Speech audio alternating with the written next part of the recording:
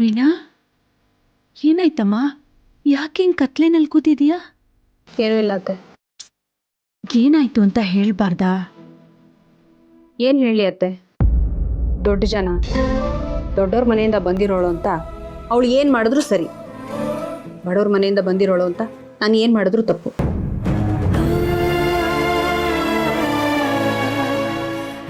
ಯಾಕೆ ವೀಣಾ ಹೀಗಂತಿದ್ಯಾ? ಇನ್ನೇನು ಹೇಳಿ ಅತ್ತೆ? ನಾನು ಏನೇ ಮಾಡಿದ್ರು ಈ ಮನೆಯಲ್ಲಿ ಅವಳು ನೋಡೋ ದೃಷ್ಟಿನೇ ಬೇರೆ, ನನ್ನ ನೋಡೋ ದೃಷ್ಟಿನೇ ಬೇರೆ. ಅವಳು ಹೊರಗಡೆ ಹೋಗಿ ದುಡ್ಕೊಂಡು ಬರ್ತಿರ್ಬೋದು, ಹಾಗಂತ ನಾನು ಈ ಮನೆಯಲ್ಲಿ ಖಾಲಿ ಏನು ಕೂತ್ಕೊಂಡಿರಲ್ಲ ಅಲ್ವಾ ಅತ್ತೆ? ಅವಳು ಕೆಲಸಕ್ಕಾದರೂ ಹಬ್ಬ ಹರಿದಿನ ಭಾನುವಾರ ಶನಿವಾರ ಅಂತ ಒಂದು ರಜೆ ಕೊಡ್ತಾರೆ. ನನ್ನ ಕೆಲಸಕ್ಕೆ ಯಾವ ರಜೆ ಕೊಡ್ತಾರೆ ಹೇಳಿ? ನಾನು ಬಡವ್ರ ಮನೆಯಿಂದ ಬಂದಿರ್ಬೋದು ಅತ್ತೆ, ಹಾಗಂತ ಅವಳು ಅಂದಿದ್ದನ್ನೆಲ್ಲ ಅನಿಸ್ಕೊಂಡು ಕೂರ್ಬೇಕು ಅಂತ ಎಲ್ಲೂ ಬರ್ಕೊಂಡಿಲ್ಲ ಅಲ್ವಾ? ಯಾಕೆ ಯಾವಾಗಲೂ ನಾನೇ ಹೊಂದ್ಕೊಂಡು ಹೋಗ್ಬೇಕು ಹೇಳಿ? ವೀಣಾ, ನಾನು ನಿನಗೆ ತುಂಬ ಸಲ ಹೇಳಿದ್ದೀನಿ, ಅವಳು ಇನ್ನೂ ಚಿಕ್ಕವಳು. ನೀನೇ ಎಲ್ಲನೂ ಅರ್ಥ ಮಾಡಿಕೊಂಡು ತೂಗಿಸ್ಕೊಂಡು ಹೋಗಬೇಕು. ಅತ್ತೆ, ಅವಳು ಯಾವ ಚಿಕ್ಕವಳು ಅತ್ತೆ? ನೀವು ಯಾವಾಗಲೂ ಅವಳ ಪರನೇ ಮಾತಾಡ್ತೀನಿ. ಅಯ್ಯೋ ಹಾಗಲ್ಲಮ್ಮ, ನಾನು ಯಾರ ಪರನೂ ಮಾತಾಡ್ತಾ ಇಲ್ಲ. ನೋಡು, ನೀನು ನಮ್ಮನೆ ಹಿರಿ ಸೊಸೆ. ಅವಳಿಗೆ ಮನೆ ವಿಷಯವಾಗಿ ನಿನ್ನಷ್ಟು ಗೊತ್ತಾಗಲ್ಲ. ಅವಳ ಜೊತೆ ಸ್ವಲ್ಪ ಪ್ರೀತಿಯಿಂದ ನಡ್ಕೋ, ಎಲ್ಲ ಸರಿ ಹೋಗುತ್ತೆ. ಏನ್ ಕೇಳಿದ್ರು ಇದೊಂದು ಹೇಳ್ಬಿಡ್ತೀರಾ ಅತ್ತೆ? ಅವಳು ಚಿಕ್ಕವಳು, ನೀನ್ ಅವಳ ಜೊತೆ ಹೊಂದ್ಕೊಂಡು ಹೋಗು ಅಂತ. ಆಗಲ್ಲ ನನ್ನ ಹತ್ರ. ವೀಣಾ, ನೀನ್ ಕೈ ಮುಗಿದು ಕೇಳ್ಕೊತೀನಮ್ಮ, ಒಪ್ಕೊಳಮ್ಮ. ಅತ್ತೆ, ಏನಿದು ಇಷ್ಟು ಚಿಕ್ಕ ವಿಚಾರಕ್ಕೆ ಹೀಗೆಲ್ಲ? ಮನೆಯಲ್ಲಿ ಈಗಿರೋ ಸಮಸ್ಯೆಗಳೇ ಸಾಕಮ್ಮ, ಅದರ ಜೊತೆಗೆ ಮತ್ತೆ ಸಮಸ್ಯೆಗಳು ಹುಟ್ಕೊಳ್ಳೋದು ಬೇಡ. ನನಗೋಸ್ಕರನಾದ್ರೂ ನೀನ್ ಸುಮ್ಮನೆ ಇದ್ಬಿಡಮ್ಮ. ಅತ್ತೆ, ನಮ್ಮ ಮನೆಯಲ್ಲಿ ಯಾವ ಸಮಸ್ಯೆ ಇದೆ ಈಗ? ಎಲ್ಲ ಸರಿಯಾಗಿ ನಡೀತಾ ಇದೆ ತಾನೆ? ನೀವು ಯಾವ ವಿಚಾರದ ಬಗ್ಗೆ ಇಷ್ಟೊಂದು ತಲೆ ಕೆಡಿಸ್ಕೊಂಡಿದ್ದೀರಾ? ನಿನಗೆ ಗೊತ್ತಿಲ್ಲಮ್ಮ, ಅದಕ್ಕೆ ಹೀಗಂತೀಯ. ಗೊತ್ತಾದ್ರೆ ಏನ್ ಗೊತ್ತಾಗ್ಬೇಕು ಅತ್ತೆ ನನಗೆ? ಯಾವ ವಿಷಯ? ಅದು ವೀಣಾ, ಹೋಗಿ ದೀಪ ಹಚ್ಚಮ್ಮ. ಸರಿ ಅತ್ತೆ.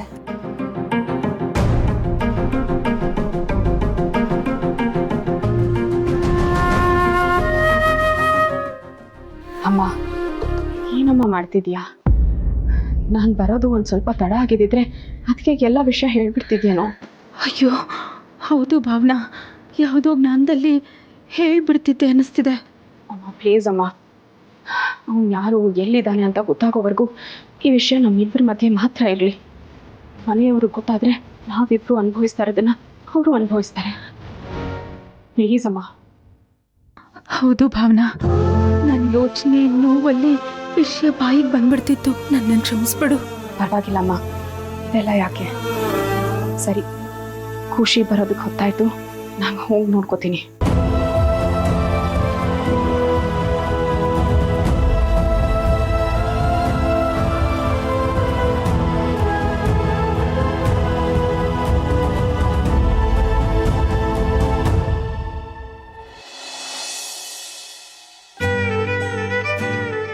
ಲಕ್ಷ್ಮಿ ರೀ, ಕಾಫಿ. ನಾನು ಬರ್ತಿದ್ದ ಹಾಗೆ ನಾನು ಕೇಳದೆ ಅರ್ಥ ಮಾಡ್ಕೊಂಡು ಏನು ಬೇಕು ಅಂತ ಮಾಡ್ಕೊಟ್ಬಿಡ್ತೀಯಲ್ಲ, ಖುಷಿ ಆಗುತ್ತೆ. ನಿಮ್ಮ ಜೊತೆ ಇಷ್ಟು ವರ್ಷ ಸಂಸಾರ ಮಾಡಿದ್ದೀನಿ, ನೀವೇನು ಅಂತ ಅರ್ಥ ಆಗಲ್ವಾ? ಕೆಲಸ ಮಾಡಿ ಸುಸ್ತಾಗಿರ್ತೀರ, ಮನೆಗೆ ಬಂದ ತಕ್ಷಣ ನನ್ನ ಕೈಯಿಂದ ಕಾಫಿ ಕುಡಿದ್ರೇ ನಿಮಗೆ ಸಮಾಧಾನ ಅಂತ ನನಗೆ ಚೆನ್ನಾಗಿ ಗೊತ್ತು.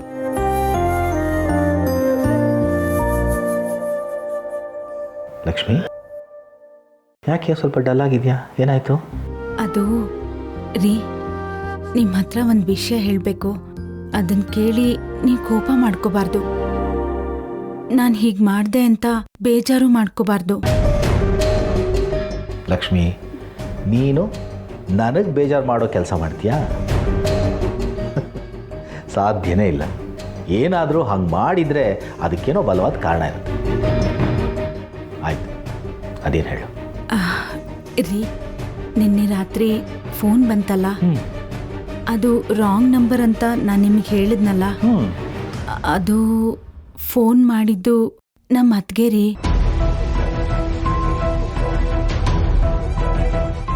ನಿಮ್ಮ ಅತ್ತಿಗೆನಾ? ಹ್ಞೂ.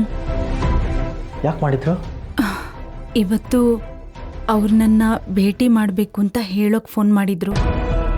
ಅದನ್ನು ನಿಮಗೆ ಹೇಳಿದ್ರೆ ಎಲ್ಲಿ ನೀವು ಬೇಜಾರು ಮಾಡ್ಕೋತೀರೋ ಅಂತ ನಾನು ಹೇಳಲಿಲ್ಲ ರೀ.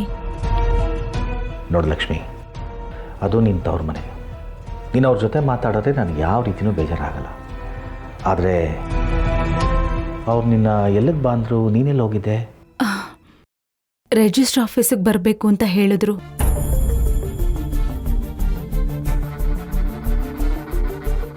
ರಿಜಿಸ್ಟ್ರ್ ಆಫೀಸಾ? ಅಲ್ಲಿಗೆ ನೀನು ಯಾಕೆ ಹೋಗಿದ್ದೆ? ಅದು ಅಣ್ಣ ತನ್ನ ಜಮೀನ ಯಾವುದೋ ಒಂದು ಒಳ್ಳೆ ಕಾರ್ಯಕ್ಕೆ ಮಾರ್ತಿದಾರಂತೆ.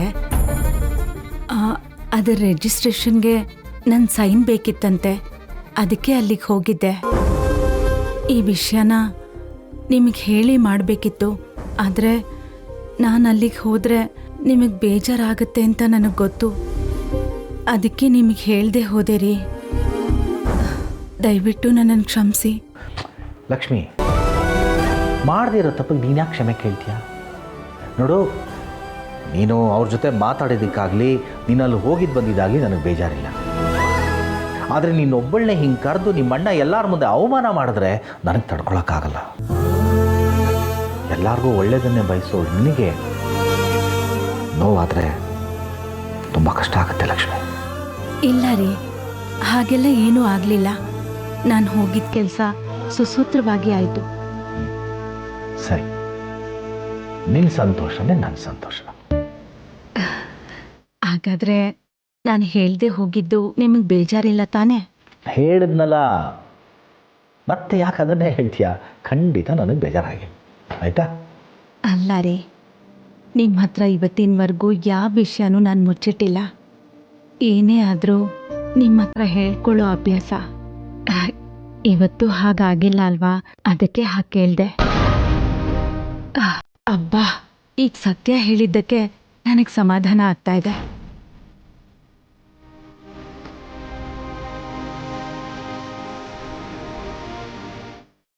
ಕುಡಿ.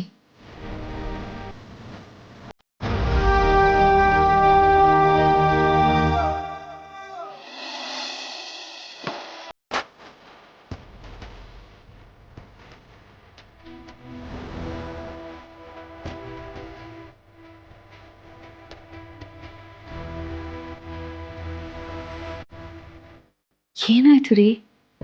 ಯಾಕೆ ಒಂಥರ ಬೇಜಾರಲ್ಲಿದ್ದೀರಾ? ಇನ್ನೇನಾಗಬೇಕು ಚಿನ್ನಮರಿ, ಅವರೆಲ್ಲ ನನ್ನನ್ನು ಭೇಟಿ ಮಾಡಬೇಕು ಅಂತ ಕಾತರತೆಯಿಂದ ಕಾಯ್ತಾ ಇದ್ರು.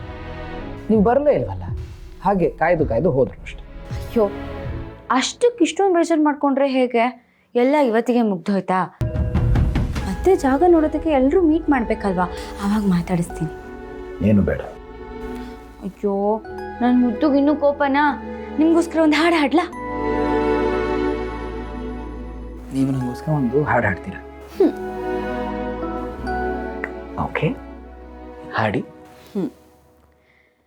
ಕೃಷ್ಣ ನೀ ಬೇಗನೆ ಬಾರೋ, ಕೃಷ್ಣ ನೀ ಬೇಗನೆ ಬಾರೋ, ಬೇಗನೆ ಬಾರೋ. ಚಿನ್ನಮರಿ ಹಾಡಬೇಡ. ಅಯ್ಯೋ, ಯಾಕ್ರಿ? ಹಾಡು ಚೆನ್ನಾಗೇ ಇದೆಯಲ್ಲ. ಕೆಲವು ಹಾಡುಗಳ ಜೊತೆ ಕೆಲವು ನೆನಪುಗಳು ಬೆಸೆದ್ಕೊಂಡ್ಬಿಟ್ಟಿರುತ್ತವೆ. ಹಾಡು ಕೇಳಿದಾಗ ಮತ್ತೆ ನೆನಪುಗಳು ಮರುಕಳಿಸುತ್ತವೆ. ಅದು ಬೇಡ ಅಂತ, ಅದಕ್ಕೆ ಆ ಹಾಡು ಬೇಡ. ಏನಾಯ್ತು ರೀ? ಏನು ನೆನಪಿದೆ ಅದರಲ್ಲಿ? ಏನೂ ಇಲ್ಲ, ನಥಿಂಗ್ ಟು ವರಿ. ಆ ಹಾಡು ನನಗೆ ಇಷ್ಟ ಇಲ್ಲ ಅಂತ ಇಟ್ಕೊಳ್ಳಿ ಅಷ್ಟೆ. ಅದೇ ಮತ್ತೆ ಇದೆ ಅಂತೀರಾ, ಇವಾಗ ನೋಡಿದ್ರೆ ಮತ್ತೆ ಇಲ್ಲ ಅಂತಿದ್ದೀರಾ. ನೀವೀಗ ಹಾಡೋದು ನೋಡಿದ್ರೇ ಗೊತ್ತಾಗ್ತದೆ ಏನೋ ಇದೆ ಅಂತ. ಅದೇನು ಅಂತ ಹೇಳಿ. ನನಗೆ ಆ ಹಾಡು ಇಷ್ಟ ಇಲ್ಲ ಅಂತ ಹೇಳಿದ್ನಲ್ಲ, ಅಷ್ಟೇ.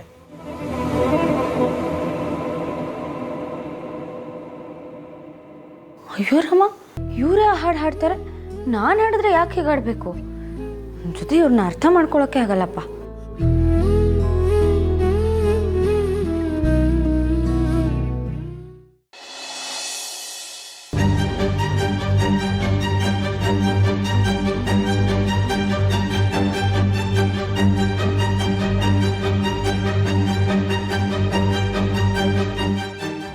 ಏಯ್, ಏನು ಬೇಬಿ ಡಲ್ಲಾಗಿದೆಯಾ? ಎಲ್ಲ ನಿಮ್ಮ ಅತ್ತಿಗೆಯಿಂದ. ಅದಕ್ಕೆಂದ ಏನು ಮಾಡಿದ್ರು? ಅವ್ರಿಗೆ ಒಂಚೂರು ಕಾಮನ್ ಸೆನ್ಸ್ ಇಲ್ಲ. ಯಾರ ಹತ್ರ ಹೇಗೆ ಮಾತಾಡಬೇಕು, ಹೇಗಿರಬೇಕು ಅಂತ ಒಂಚೂರು ಗೊತ್ತೇ ಇಲ್ಲ. ಬೇಬಿ ಏನಾಯಿತು? ನಾನು ನಿನಗೆ ಮೊದಲಿಂದ ಹೇಳ್ತಾನೆ ಇದ್ದೀನಿ, ನಾವಿಬ್ಬರು ಬೇರೆ ಮನೆ ಮಾಡ್ಕೊಂಡು ಹೋಗೋಣ ಅಂತ. ನೀನು ಅದನ್ನು ಸೀರಿಯಸ್ ಆಗಿ ತೊಗೊಳ್ಳೋದೇ ಇಲ್ಲ ಅಲ್ವಾ? ಬೇಬಿ ಯಾಕೆ ಹೀಗೆ ಮಾತಾಡ್ತಿದ್ಯಾ? ಅಲ್ಲ, ಮದುವೆಗೆ ಮುಂಚೆ ಎಷ್ಟೇ ಕಷ್ಟ ಬಂದರೂ ಹೊಂದ್ಕೊಂಡು ಹೋಗ್ತೀನಿ ಅಂತ ಮಾತು ಕೊಟ್ಟು ತಾನೇ ಮದುವೆ ಆಗಿದ್ದು. ಇವಾಗ ನೋಡಿದ್ರೆ ಬೇರೆ ಮನೆ ಮಾಡ್ಕೊಂಡು ಹೋಗೋಣ ಅಂತಿದ್ಯಾ? ನನಗೆ ಈ ಮನೇಲಿರೋಕ್ಕೆ ಬೇರೆ ಏನೂ ಪ್ರಾಬ್ಲಮ್ ಇಲ್ಲ. ನಿಮ್ಮ ಅತ್ತಿಗೆನೇ ತುಂಬ ಇರಿಟೇಟ್ ಮಾಡ್ತಾರೆ. ಏನೋ ಅವರೇ ಈ ಮನೆ ಒಡತಿ ಥರ ಮಾತಾಡ್ತಾರೆ. ಯಾವಾಗಲೂ ಗೊಣಗ್ತಾನೆ ಇರ್ತಾರೆ. ಬೇಬಿ, ಈ ವಿಚಾರವಾಗಿ ಸೀರಿಯಸ್ ಆಗಿ ಜಗಳ ಆಗೋಕ್ಕಿಂತ ಮುಂಚೆ ನೀನೇ ಡಿಸೈಡ್ ಮಾಡು. ಬೇಬಿ, ಅದಕ್ಕೆ ಬಗ್ಗೆ ನೀನು ಯೋಚನೆ ಮಾಡಬೇಡ. ಅವರು ಆವಾಗ ಹೀಗೆ ಆಡ್ತಾರೆ, ಆಮೇಲೆ ಎಲ್ಲ ಮರೆತು ನಾರ್ಮಲ್ ಆಗ್ಬಿಡ್ತಾರೆ. ಬೇಬಿ, ನಮ್ಮ ಮನೇಲಿ ಇಷ್ಟೊಂದು ಜನ ಇದ್ದೀವಿ. ಆವಾಗವಾಗ ಬೆಳೆದಿಂಗ್ಳು ಊಟ ಕೂಡ ಮಾಡ್ತಾ ಇರ್ತೀವಿ. ಎಷ್ಟು ಚೆನ್ನಾಗಿರುತ್ತಲ್ವ? ಅದೇ ನಾವು ಬೇರೆ ಮನೆ ಮಾಡ್ಕೊಂಡು ಹೋದರೆ ಇದೆಲ್ಲ ಸಿಗತ್ತಾ ಬೇಬಿ? ಅದಕ್ಕೆ ಬಗ್ಗೆ ನೀನೇನು ಯೋಚನೆ ಮಾಡಬೇಡ. ಆಗಲೇ ಹೇಳಿದ್ನಲ್ಲ, ಅವರು ತುಂಬ ಒಳ್ಳೆಯವರು. ನೋಡ್ತಾ ಇರು, ಬೆಳಗ್ಗೆ ಆಗೋಷ್ಟರಲ್ಲಿ ನಿನ್ನ ಹತ್ರ ಬಂದು ಅವರೇ ಮಾತಾಡಿಸ್ತಾರೆ. ಚಾಲೆಂಜ್. ನಿನ್ಗೆ ಯಾವಾಗಲೂ ಇದೇ ಆಗೋಯ್ತು. ಏನಾದರೂ ಒಂದು ಹೇಳಿ ಕನ್ವಿನ್ಸ್ ಮಾಡಿಬಿಡ್ತೀಯ ಅಲ್ವಾ? ಅಲ್ಲ ಬೇಬಿ, ಅದಕ್ಕೆ ತುಂಬ ಒಳ್ಳೆಯವರು ಅಂತ ಹೇಳ್ತಾರೆ. ಬೇಬಿ,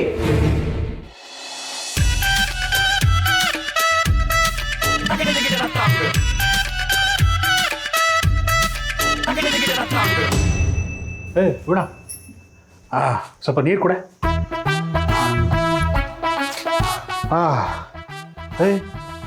ಏನಾಯ್ತಾ ನಿಂಗೆ? ಒಳ್ಳೆ ಪಂಚರ್ ಆಗಿರೋ ಬಸ್ ಥರ ನಿಂತಿದ್ಯಾ? ಏನು ಗೊತ್ತೇನೆ, ರಾತ್ರಿ ಹೊತ್ತು ಹೆಂಗಸರು ಯಾವತ್ತು ಹುಣ್ಣಿಮೆ ಚಂದ್ರಂತರ ಲಕ ಲಕ ಲಕ ಅಂತ ಹೊಳಿತಿರ್ಬೇಕು. ಇಲ್ಲಾಂದರೆ ಗಂಡಸರು ಪಾಡು ಅಮಾವಾಸ್ಯೆ ದಿನ ಬಡ್ಕೊಳ್ಳೋ ನಾಯಿ ಥರ ಆಗ್ಬಿಡುತ್ತೆ. ಏನಾಯ್ತು ಹೇಳು? ಏನು ಅಂತ ಹೇಳಿರಿ. ಅವಳಿದಲ್ಲ ಅವಳು, ಅದು ಯಾಕೋ ಇತ್ತೀಚೆಗೆ ತುಂಬ ಜಾಸ್ತಿ ಆಗಿದೆ. ತಿಂದು ತಿಂದು ದೇಹ ಬೆಳೆಸ್ಕೊಂಡಿದ್ದಾಳೆ ಬಿಟ್ಟರೆ ತಲೆನಲ್ಲಿ ಒಂಚೂರು ಬುದ್ಧಿ ಇಲ್ಲ ಅವಳಿಗೆ, ಸಂಸ್ಕಾರನೂ ಇಲ್ಲ.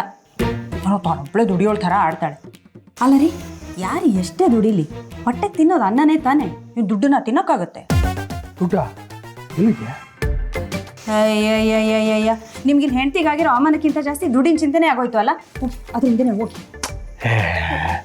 ದುಡ್ಡು ಅಂದರೆ ಸತ್ತಿರೋ ಹೆಣ್ಣನು ಬಾಯಿ ಬಿಡುತ್ತೆ, ಏನು ಮನುಷ್ಯ ಬಾಯಿ ಬಿಡಲ್ವಾ? ಯಾರ ಬಗ್ಗೆ ಮಾತಾಡ್ತಿದ್ಯಾ? ಇನ್ಯಾರ ಬಗ್ಗೆ? ನಿಮ್ಮ ತಮ್ಮನ ಬೇಬಿ ಬಗ್ಗೆ. ಓ, ಲೇಡೀಸ್ ವಾರ್. ಏನು ಮತ್ತೆ ಜಗಳ ಆಯ್ತಾ? ಆಡದೆ ಇರ್ತಾಳ ಅವಳು. ಮಾತೆತ್ತಿದ್ರೆ ಕಾಲು ಕೆಡ್ಕೊಂಡು ಜಗಳಕ್ಕೆ ಬರ್ತಾಳೆ ರೀ. ಓ, ಏನು ದುರಹಂಕಾರ ಜಾಸ್ತಿ ಆಗೋಗಿದೆ ಅವಳಿಗೆ. ಮತ್ತೆ ಹಾಳಾದವಳು ಯಾಕಾದರೂ ಈ ಮನೆಯಲ್ಲಿ ಇರ್ತಾಳ. ಅವಳಿಂದಾಗಿ ನನಗೆ ಒಂದು ನಿಮಿಷ ಈ ಮನೇಲಿ ನೆಮ್ಮದಿನೇ ಇಲ್ಲ ಅನ್ಕೊಳ್ಳಿ. ಏನೇ ಮಾತಾಡ್ತಿದ್ಯಾ ನೀನು? ಈ ಮನೇಲಿ ಇರೋದು ಬೇಡ ಅಂತಿದ್ಯಾ? ಈ ಮನೆ ಭಾಗ ಬಾಣ ಅಂತಿದ್ಯಾ? ನೋಡು, ನಾವು ಈಗಿನ್ನೂ ಮನೆ ಕಟ್ಟಿಸ್ತಾ ಇದ್ದೀವಿ. ಮನೆ ಒಂದ್ಸಲ ಕಟ್ಟಾದ್ಮೇಲೆ ನಾವು ಹೋಗೋಣ. ಆಮೇಲೆ ಅವಳ ಪಡಿಗಳು ಇರಲಿ. ಅಲ್ಲಿವರೆಗೂ ನೀನು ಆರಾಮಾಗಿರು. ರೀ, ನಾನು ಎಲ್ರಿ ಹಾಗೆ ಹೇಳಿದೆ? ನಾನು ಅವಳು ಈ ಮನೇಲಿರೋದು ನಂಗೆ ಇಷ್ಟ ಇಲ್ಲ ಅನ್ನೇ ಹೊರತು ಮನೆ ಭಾಗ ಮಾಡಿ ಅಂತ ಅನ್ನ. ನೀವು ನಿಮ್ಮ ಮನಸ್ಸಲ್ಲಿರೋದನ್ನ ಹೇಳ್ಕೊಂಡ್ರಿ ಅಷ್ಟೇ. ಚೆನ್ನಾಗಿದೆ ಕಣ ಇದು. ನಿನ್ನ ಗಾಯಕ್ಕೆ ನಾನು ಉಲಾಮಚ್ಚಕ್ಕೆ ಬಂದರೆ ನೀನು ನನಗೆ ಗಾಯ ಮಾಡೋಕ್ಕೆ ನೋಡ್ತಿದ್ಯಾ? ನೀನು ಆಡ್ತಿರೋದು ನೋಡಿದ್ರೆ ನಾವು ಮನೆ ಕಟ್ಸಿದ ಮೇಲೂ ನೀನು ಆ ಮನೆಗೆ ಬರೋಂಗೆ ಕಾಣಲ್ಲ, ಇಲ್ಲೇ ಇರೋ ಥರ ಇದೆ. ಮೊದಲು ನಿಮ್ಮ ಮನೆ ಕಟ್ಟಿಸಿ ಆಗಲಿ, ಆಮೇಲೆ ಅಲ್ಲಿ ಹೋಗೋದ್ರ ಬಗ್ಗೆ ಯೋಚನೆ ಮಾಡೋಣ. ಸದ್ಯಕ್ಕೆ ನನಗೆ ಈ ಮನೆ ಬಿಟ್ಟು ಬರೋಕ್ಕೆ ಇಷ್ಟ ಇಲ್ಲಪ್ಪ. ಅತ್ತೆ ಮಾವ ನನ್ನನ್ನು ಮಗಳ ಥರ ನೋಡ್ಕೋತಾರೆ. ಅವ್ರನ್ನ ಬಿಟ್ಟು ಹೆಂಗೆ ಬರೋಕ್ಕಾಗತ್ತೆ ಹೇಳಿ? ಸದ್ಯಕ್ಕೆ ನನಗೆ ಇಲ್ಲಿರೋದಕ್ಕೆ ಇಷ್ಟ.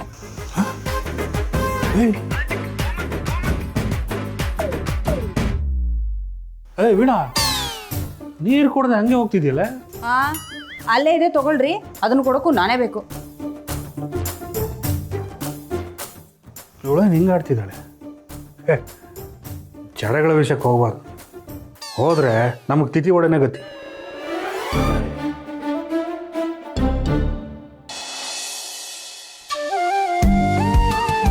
ಅವ್ರ ಸ್ಥಿತಿ ಏನು ಅಂತ ಗೊತ್ತಿಲ್ಲದೆ ನೀವು ಹಂಗೆಲ್ಲ ಮಾತಾಡಬಾರ್ದು.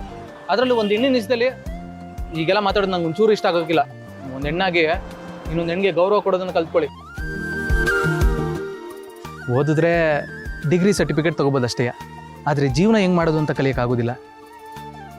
ನಮಗೋಸ್ಕರ ತಮ್ಮ ಜೀವನನೇ ಮುಡುಪಾಗಿಟ್ಟಿರೋರಿಗೆ ದುಃಖ ಕೊಟ್ಟರೆ ಆ ದೇವ್ರ ಮೆಚ್ತಾನೆ ಹೇಳು? ನಾವು ಪ್ರೀತಿಸೋರ್ಗಿಂತ ನಮ್ಮನ್ನು ಪ್ರೀತಿಸೋರೇ ಮುಖ್ಯ ಅಲ್ವಾ? ನಿಮ್ಮ ಮಗಳು ಚೆನ್ನಾಗಿರ್ಬೇಕು ಅಂತ ತಾನೇ ಬಯಸ್ತೀರಿ. ಹಾಗಾದರೆ ಅವ್ರ ಪ್ರೀತಿಗೆ ಯಾಕೆ ಅಡ್ಡ ಬರ್ತಿದ್ದೀರಾ? ನನ್ನ ಮಗಳು ಜೀವನ ಪರ್ಯಂತ ಕಣ್ಣೀರು ಹಾಕೋದನ್ನ ನೋಡ್ಬೇಕಾ? ನೋಡಿ ಸುರೇಶಣ್ಣ, ನಾನು ನಿಮಗೆ ಭರವಸೆ ಕೊಡ್ತಾವನು. ಒಬ್ಬ ವ್ಯಕ್ತಿ ಹಿಂಗೆ ಅಂತ ಯಾವತ್ತೂ ಅಳಿಯಕ್ಕೆ ಹೋಗ್ಬಾರ್ದು. ಗೌಡ್ರೆ, ನಾವಿಬ್ರು ಮದ್ವೆ ಆಗೋಣ.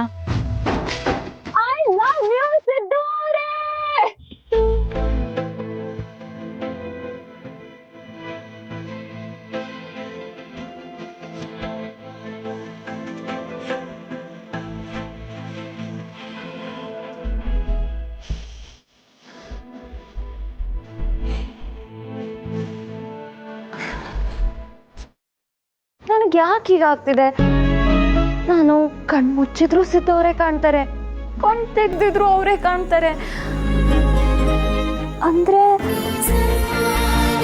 ಪ್ರೀತಿಲಿ ಬಿದ್ದವರೆಲ್ಲ ಹೇಳ್ತಾರಪ್ಪ, ಅವ್ರಿಗೆ ಊಟ ತಿಂಡಿ ನಿದ್ದೆ ಇದೇನೂ ಬೇಡ ಅಂತ. ನನಗೂ ಈಗ ಹಾಗೆ ಅನ್ನಿಸ್ತಿದೆ. ಸದ್ಯಕ್ಕೆ ಕಾಲ್ ಮಾಡೇ ಬಿಡ್ಲಾ? ಬೇಡ ಬೇಡ, ನೀನು ಅವ್ರಿಗೆ ಮಾಡ್ಲಾ?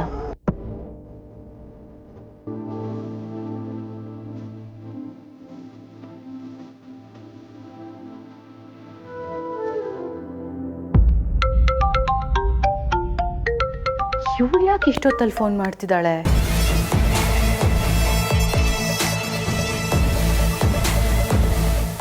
ಹಾಯ್ ಪೂರ್ವಿ, ಹೇಳು, ಏನು ವಿಷಯ? Thank you. ವಾಟ್? ಥ್ಯಾಂಕ್ಸಾ? ನನಗೆ ಯಾಕೆ ಥ್ಯಾಂಕ್ಸ್ ಹೇಳ್ತಿದ್ಯಾ? ಅದು ನೀವು ಫಸ್ಟ್ ನನಗೆ ಸಿದ್ದು ಅವ್ರ ಬಗ್ಗೆ ಹೇಳಿದಾಗ ನಿಮ್ಮ ಮೇಲೆ ನನಗೆ ನಂಬಿಕೆನೇ ಬರಲಿಲ್ಲ. ಇಡೀ ದಿನ ಅವ್ರ ಜೊತೆ ಕಳೆದ ಮೇಲೆ ನನಗೇನೋ ಒಂಥರ ಖುಷಿ ಆಗ್ತಿದೆ. ನನ್ನೊಳಗೆ ನಾನೇ ಇಲ್ಲ ಅನ್ನಿಸ್ತಿದೆ. ಅಲ್ಲ ಪೂರ್ವಿ, ಸಿದ್ದುನ ಕಂಡ್ರೆ ಆಗಲ್ಲ ಅಂತಿದ್ದೋಳು ಒಂದೇ ದಿವಸದಲ್ಲಿ ಇಷ್ಟೊಂದೆಲ್ಲ ಚೇಂಜಸ್ ಬಂದ್ಬಿಡ್ತಾ? ಅದು ಹೇಗೆ? ಅದೇನೋ ಗೊತ್ತಿಲ್ಲ. ನಾನು ಮುಂಚೆ ಸದ್ಯಗೌಡ್ರು ನೋಡಿದಾಗ ಸದ್ಯ ಅವಾಯ್ಡ್ ಮಾಡಿದ್ರೆ ಸಾಕು ಅನ್ನಿಸ್ಬಿಡ್ತಿತ್ತು. ಅವ್ರ ಜೊತೆ ಮಾತಾಡ್ತಿದ್ರೆ ಸಖತ್ ಇರಿಟೇಟ್ ಆಗ್ತಿತ್ತು. ಅವರಿಂದ ಹೇಗಾದರೂ ದೂರ ಹೋಗಬೇಕು, ಫಿಕ್ಸ್ ಆಗಿರೋ ನಮ್ಮ ಮದುವೆನ ನಾನೇ ಹೇಗಾದರೂ ನಿಲ್ಲಿಸ್ಬಿಡ್ಬೇಕು ಅಂತೆಲ್ಲ ಅನ್ನಿಸ್ತಿತ್ತು. ಆದರೆ ಈಗ ನೋಡಿದ್ರೆ ನನಗೆ ಅನಿಸ್ತಿರೋದೆಲ್ಲ ಸುಳ್ಳು ಅನ್ನಿಸ್ತಿದೆ. ಅವ್ರ ಮೇಲೆ ಒಳ್ಳೆ ಭಾವನೆ ಬರ್ತಿದೆ. ಖಾಲಿ ಇರೋ ನನ್ನ ಮನಸ್ಸಲ್ಲಿ ಅವ್ರಿಗೆ ಜಾಗ ಕೊಡಬೇಕು ಅನ್ನಿಸ್ತಿದೆ.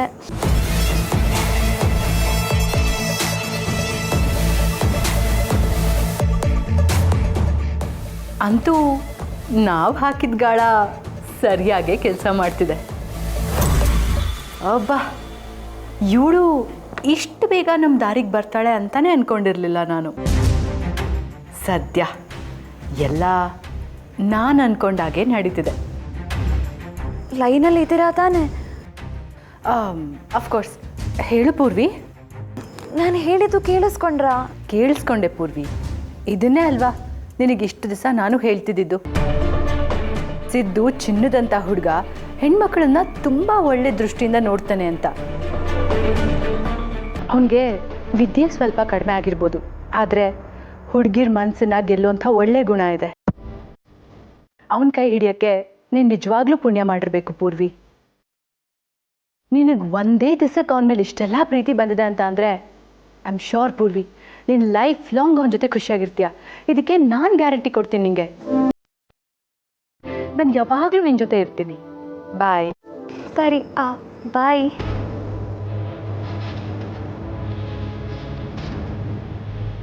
ಸಿದ್ದು ಸಿದ್ದು, ಇನ್ಮೇಲೆ ನಿನಗೆ ಡಬಲ್ ಧಮಾಕ. ಮದ್ವೆನೇ ಬೇಡ ಅಂತದ್ದವಳಿಗೆ ಈಗ ನಿನ್ನ ಮೇಲೆ ನಪ್ಪಾಗೋಗಿದೆ ಸಿದ್ದು. ಈಗ ನಿನ್ನ ಪರಿಸ್ಥಿತಿ ನೆನೆಸ್ಕೊಂಡ್ರೆ ಅಯ್ಯೋ ಪಾಪ ಅನಿಸುತ್ತೆ. ಆದರೆ ನನಗೆ ಮಾತ್ರ ಸಖತ್ ಮಜಾ ಸಿಗುತ್ತೆ, ಸೀರಿಯಸ್ಲಿ.